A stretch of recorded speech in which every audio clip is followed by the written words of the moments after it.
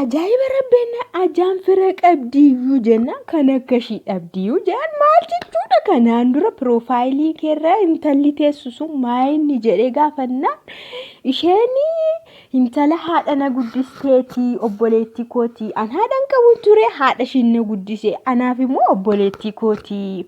Kanaafan ishee piroofaayilii irra godhadhe jaalallee sin qabu jenna dhuguma jaalallee akka hin qabne nan bara mirkaneeffadha. Dhuguma jaalallee ati hin qabdu taanaan footoo korra kaawwadhu naan jette suuraa ishee irra kaawwadhe malee jaalallee koo miti obboleettii kootii mucaa haadha kootii ishee na guddiste jedhe. Yeroo muraasa booda immoo ishee mafaana keekii mureetu jireenya koo keessa hin jeeqin jedhee na gaafata. Isheen haadha manaa kootiidha jedhee bilookii na godhe. Maaliirra akkasii siistamii akkamii naabadee of eeggadhaa shamarran. Hayi hordoftoota YouTube chaanalii kiyyaa jira jirtu ani baay'ee nagaa koo galata waaqaa ta'u bakka jirtanitti nagaa waaqayyo isiniif haa baay'eetu jecha har'a immoo waan ajaa'ibaa tokko dhageen jira jechuudha. Dhaga'uuf iyyuu waan namatti ulfaatu siistamiin isaa jechuudha. Haalli isaa wanti ishee irratti ta'e wanti ishee irratti raawwatame baay'ee kan nama dinqudha. Siistamiin inni fayyadame akkaataa mala inni fayyadame mucayyoo gowwoomsaa ture. Ishee irraa nyaachuudhaaf ishee irraa waan baay'ee fudhachuudhaaf yaalii inni godhedha. Garuu mucaan irratti barteetu natti fakkaata. Garuu dhumni isaanii waan inni ta'e tokko lamaan sanitti odeessa jechuudha. Mucayyoon mucaa sanaa bara 2016 kan wal barree jettee gandi keenya garaagara garuu aanaan keenya tokkodha jettee nama aanaan keenya tokkooti gandaan garaagara jettee maleeyyuu garuu miidiyaadhaan wal baran yeroo wal baranii miidiyaadhaan wal baranii yeroo wal qoratanii ijoollee aanaa tokkooti. Aanaa isaanii na himatanii lachuu aanaan isaanii tokkodha garuu gandi isaanii ganda garaagaraati jechuudha. Otoo haala kanaan jiraniiti haasaa itti fufan jechuudha. Akkuma ijoollee biyya tokko aanaa tokkotti haasaa'uma normaalii haasaadha kan isaan haasaa turanii. Isaa booda turtii hamma tokko deemanii jechuudha. Waggaa tokkoo fi naannoo waggaa tokkoo fi 6 waan akkasii haasaa'uma normaalii haasaa turaniitu jaalalatti jijjiirame jechuudha. Adeemsi isaanii jechuudha. Sumaayyuu mucaanii yuunivarsiitii barataa yeroo sana jechuudha.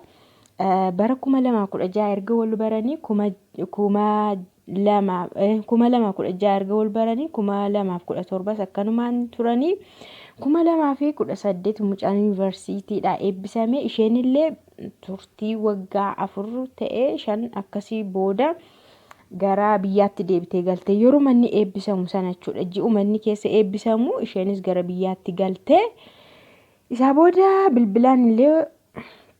bilbilaanis walii bilbilaa turanii biyya keessatti qaamaanis wal argaa turan jechuudha. Qaamaan wal arganiitu isheen deebitee deemuudhaan yaada qabdi waan ta'eef akka isheen qubeellaa godhattee deemtudha kan inni yaada kaaseef. Otoma ta'ee jiru guyyaadhuma wal baranii kaasanii garuu inni mucaa wayii intala wayii jechuudha piroofaayilii godhatee jira jetteetti. Piroofaayilii godhatee jira. Yeruma sanayyuu bara sana hundumaa intalli sun piroofaayilii irra teessin jijjiiramtu. Garuu mucaan kun gaafa wal baranii akkaataa wal baramsi isaanii nama biyyaa jedhanii waliin haasaa turan waan ta'eef isheen eenyu piroofaayilii keerra jira maaltu piroofaayilii keerra ta'a jettee hin gaafanne. Garuu walitti dhufeenis isaanii jabaatee adeemee gara jaalalaatti yeroo inni jijjiiru yeroo inni yaada akkasii kaasuu fi dursitee gaafatteen jechuudha.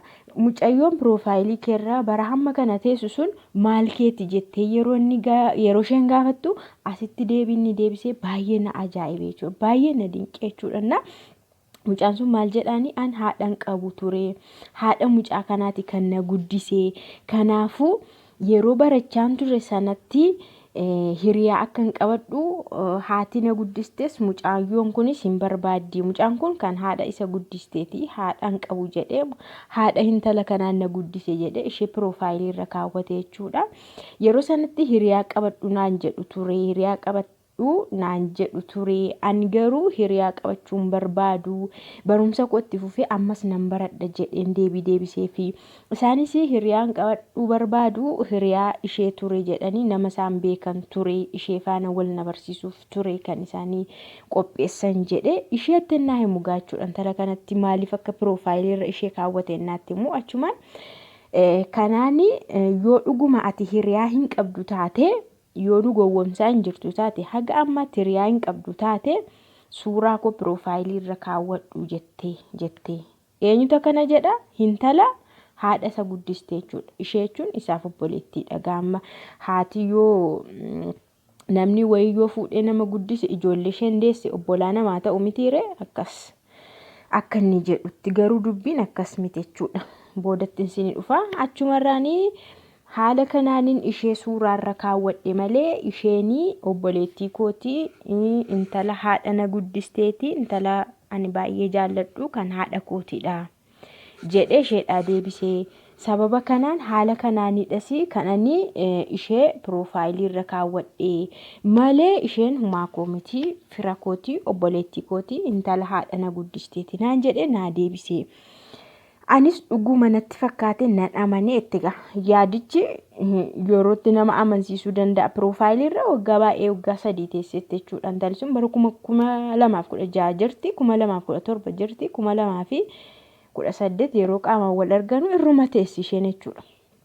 Kanumaanii akka inni qubeellaa godhadhee deemuu nagaafatee jettee ani garuu qubeellaa hin godhannee fi garuu jaalala isa wajjiniin akkan itti fufu keessi koo na eeyyamee walii gallee jettee haaluma sanaanii too jirruuti an turtii waggaa tokkoof ji'a 6 waggaa tokkoof ji'a 8 maatii koo bira tureeni biyya biraa gara Dubaayitti darbee deemeette innis hojii mootummaa eegalee jira hojii isaa hojjechaa jira jettee ergan deemes achi Dubaay ergiin galeessi piroofaayiliin irruma teessi garuunni na dubbisaa naafaa barreessaa baay'ee tokko onlaayiniirra na dhabuu hin barbaadu dura barataa ta'eeyyuu onlaayiniirra yoo na dhabellee qaxxitaafaa naa bilbilaa namichi kun maal akkamitti qaxxitaa daayirektii naa bilbilaa silaa'uu barataadha jettee baay'ee yaada keessa gashaa turte isayyuu duraanii ammanaan yeroo Dubaay deemi naannoo ji'a 6tti laaptooppii na gaafateette laaptooppii naa ergi jedheen na gaafateette yeroo sanatti haalli naa mijateen jiru waan ta'eef takka tureensii ergan jedheeni ture immoo niyyuu laaptooppii bitadheera waan ta'eef bilbila naan jedhee ammoo bilbila na gaafatee jette anis yeroo sanatti maallaqa hin qabu waan ta'eef reef ji'a 6 guuta waan ta'eef bilbila erguu fi hin dandeenye jette achumarraan otoma haala kanaan jirruuti guyyaa yeroo wayii onlaayiniirraa badee jette onlaayiniirraa badeetu suruma badee achi maal godhaa intala maa suuraa sanarra kaawwate intala haadha kooti kan jedhe intala haadha na guddisteeti kan jedhe faana keekii otoo muranii mana keessatti keekii otoo muranii footoo ka'aniitu piroofaayiliirra kaawwate jette achumarraan onlaayiniirraa badee booda onlaayiniidhaan eegennaan dadhabuu daayirektii waan bilbilee fi jette daayirektii yeroon bilbilee fi maaliif onlaayiniirraa baddee maal taatee baddee hintalli ati kanaan dura obboleettii koo jette sun immoo haadha manaasii taateeyyuu jedheeni piroofaayiliicharraa isa gaafadhee jette yeroo sana inni kana booda wanti ta'eera jireenya koo keessa hin galinnaan jedhee as dhaggeeffadhaa sirriitti gaachuudha intala kanaan dura obboleettii kooti jedhe haadha na guddistee jedhe akka isaanii na amaniinifan ishee irra kaawwadhe jaalallee qabadhu naan jedhanii isaan na rakkisnaan jaalallee hin barbaadu ganaanii baradha jedhee ani isaanii deebisnaan dhugumaati jaalallee hin qabdu qabaachuu dhabuu kee ni mirkaneeffannaati suuraa koo irra kaawwadhu haa taa'u jettee ani irra kaawwadhe sana isheema sana faana haadha manaa taasifatee isheedhaaf maal jedheetu deebisaa kana booda wanti ta'eera waan ta'eef jireenya koo hin jeeqinnaan jedhee bilbila narratti cufeette ammas deddeebisee bilbileefiin rakkoo maaliidha mirkaneeffachuuf jechuudha rakkinni maal ture maal yeroon jedhuuni deebii moo wal fakkaataa naa deebisee haa ta'u naa deebiseetu bilookii na godhee onlaayiniidhaanii karaa hundumaa feesbuukii bilookii na godhe ishii jedheen immoo ammas nan mirkaneeffadha jedheeni garaan kutadha jedheen hiriyaa koo tokko feesbuukii hiriyaa koo tokkoon seeneen hiriyaa ishee sanaa fakkaadheen jette. Hiriyaa ishee sana isheenni haadha manaa godhate jechuudha obboleettiidha otoo jedhu fakkaadheen isa faana yeroon haasa'u akkuma anaan jedhe isheedhaanis jedhe jechuudha akka haadha manaa godhate akka jaalallee isaa taate akka waliin jiran ishee sanaafis ibse jechuudha. Haala kanaan anis bakka garaa koo kutadhee nan dhiisee duubatti deebi'een jireenya koo jiraachuun eegalette ji'a ja'a akkanumaan itooni bakka dhiphadhu hamman isa dagadhutti ture ji'a ja'a booda nama biraa faana wal bareette nama biraa jaalladhee waggaa 2 wajjiniin haasa'ee walii galleette nama sana faana baay'ee na amansiise anuu barbaadu jedhee dhiiratti dhiyaadhu jedhee baay'ee aaree baay'ee keessoo waan qabamee jiruuf dhiirri ammas akkas na godha jedhee waan yaadeef jiila qaba gaa namni waan jiileen kakata waan ta'eef namni sun na amansiiseetu gaayilaaf na barbaade jettee walii gallee waggaa 2 baay'ee waliin haasofnee walii gallee jirra. Amma galuudhaaf aniyyuu ji'a 3 na hafaitte galleetu nama amma jaalladhe faana cidha raawwachuufi kanuma gidduutti immoo mucaan kun deebi'ee dhufe bilookirra na kaasee dhiifama naa godhi jedhee fedha waaqayyootu kan anaaf si gidduu jira naan jedhee nama natti erge firasaas natti erge namas natti erge jettee baay'ee dubbisa wal makaadha jechuudha. Fuudhee kee baaseetu isheetti deebi'amoo kanaan dura jireenya koo keessan galiin jedheeraani wanti ta'eera kana booda jireenya koo keessa hin galiin jedhee deebi'e akkasii deebisee fi bilookii godhee baheera. Amma immoo waggaa 2 ture jechuudha bar waggaa 2 taa'ee kee deebi'ee dhufee ishee barbaade miidiyaadhaan bilookii irraa kaasee dhiifama naa godhi waan ani sirriitti raawwadhe hunduu sirrii hin turre amma immoo anaafati waliin ta'uun keenya fedha waaqayyooti kanaaf atis teessee na eegdee jedha ishee maal teessee eegdi biyya ormaa irratti hojii ishee irra jirti sijjamma hojii hojjetachaa jirti. Biyya keessa jirtu akkasa uumaa gochuu hin dandeessu ali gad fiiguus hin dandeessu ta'us inni kanaan dura kun akka nama fuudhee akka nama waandumaa jireenya godhadheera jedheeraan afaan isaatiin afaanuma sanaan amma immoo dhiifama naa godhi jireenya keenya itti fufnaa akka keenya duraattiiti anaafati fedha waaqayyooti kanaaf teessee na eegde naan jedhee jette. Ana namayyuu as keessatti kan gaaffinatti ta'e jechuudha. Ishee sana fuudhee kee hiikee moo maal godheetudha. Isheen amma nama jaalladheen jira. Nama biraa jaalladheen jira. Erga inni na dhiiseen isa jaalladhee kanaafuu nama kanatti deebi'uu hin barbaadu. Garuu immoo namni maal jedha kanannaa dhaga'u dhaggeeffattoonni maal jedhu kanannaa dhaga'anii waa'ee dhiiraa kanannaa dhaga'an maal jedhu yaada akkamii itti kennu jetteetu ergaashii dabarfatte malee isheen already murteeffattee jirti jechuudha. Nama isa lammata jaallatte kana isayyuu yeroon isaa gaheera ji'a 3 boodadha kan isheen galtee gaa'ela sirna gaa'ela wajjiniin dhaabbattu gidduu kanatti immoo dhufeenni gidduu galeera.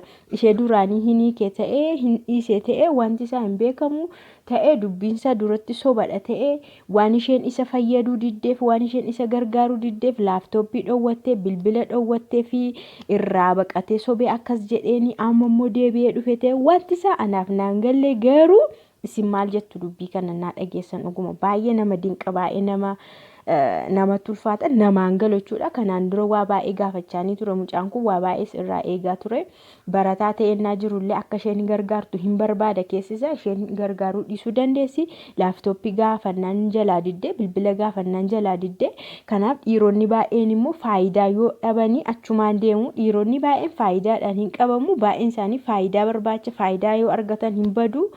Inni kun garuu akka isheen dubbatteetti faayidaa tokko isheerraan arganne sababa kanaan yeroo sana haala kana dubbatee badee laata jedhes na yaada garuu hin beekani akkamittiin akkas dubbii hamma kana ga'u immoo isheedhaan jedhee waggaa 2 immoo badee kee ammas deebi'a anaaf gaaffiidha.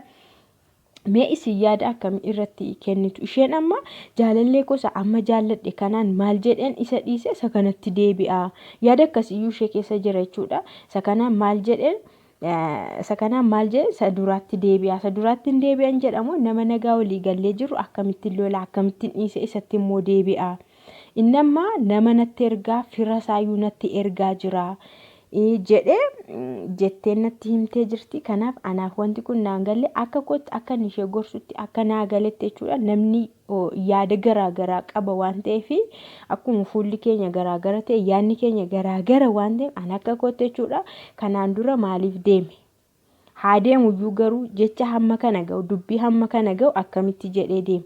Akkamitti kanaan dura obboleettii kooti jedhee piroofaayilii irra kaawwatee ishee jechuun haadha koo ishee na guddistetu dahe kanaafan kaawwadhe jedhee akkastiin ishee amansiisee har'ammoo ka'ee keekii muraa piroofaayilii godhatee maalidha ittiin na gaafattu immoo wanti ta'e ta'eera jireenya koo keessa hin galiin jechuun fuudheera already isheen haadha manaa kooti jedhee ergii walumaa galatti isheetti himee sammuushii amma kana jeeqee onneeshii dhiiskee mooraalishii gadi buuseeti.